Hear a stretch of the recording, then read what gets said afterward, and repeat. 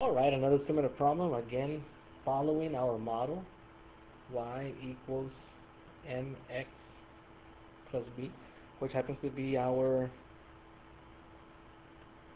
slope intercept form, right? We see here this is our slope and this is our y-intercept. So we get this equation here, or this inequality, and we're going to try to follow this model here. If you notice, this is our mx, this is our b, this is our y.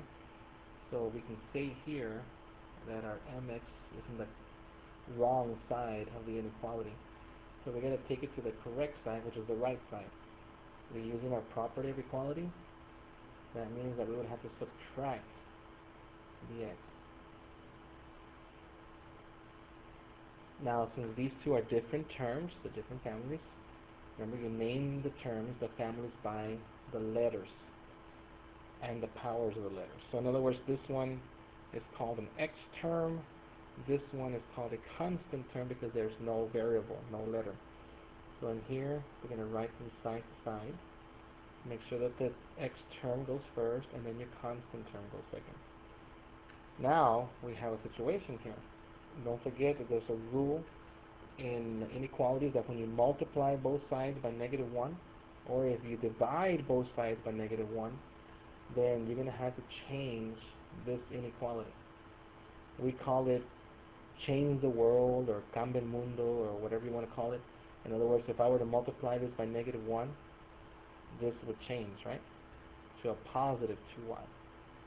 But since I'm changing every sign, I'm changing everything, even this thing is going to change too. Instead of facing the right, now it's going to face the left. My negative x becomes positive x.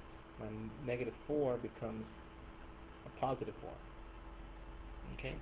So basically all we did here is that we multiplied everything times -1, both sides. Okay? And that caused that inequality symbol to turn around. Now we can see here that we still have a 2. We still have to undo the y. So I'm going to divide everything by 2. So we can finally finish our answer. We can finish our equation here, our inequality. Notice that if there's an x only, that means that there's an invisible 1 right here. So that makes it 1/2 x. That way we can see our rise over our run. 4 divided by 2, if you can divide it evenly, make sure that you divide it. Or sometimes you might only be able to reduce. But in this case, it divides evenly. It's 4 divided by 2 is 2. And we have a nice inequality here. This is our y-intercept. That means our starting point. We're going to start here at the 2. This one is our slope. Our slope is 1/2, or rise over run. That means that, don't forget, it's the change in the y over the change in the x. My y goes up and down. If they're positive, it goes up. If they're negative, it goes down. X goes left to right. Negative goes left. Positive goes right. Top number is the y. It's a positive 1. That means I'm going to go 1 up. Bottom number is the x. It's a positive, so I'm going to go 2 to the right. So 1 up and 2 right. 1 up and 2 right. And of course you do want to finish your line on the other direction, so you can always do the opposite direction, which is down and to the left. If we already went up and to the right, now we can go down and to the left. 1 down and 2 left, and you can see how the line is forming nicely here. Now we have to consider, again, just like the other problem, we have to consider our inequality symbol.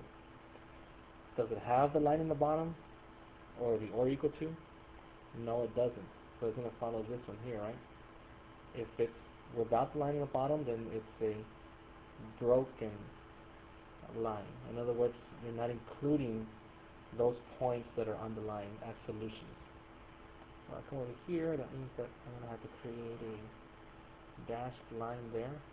All those points that are on that line are not solutions. Okay?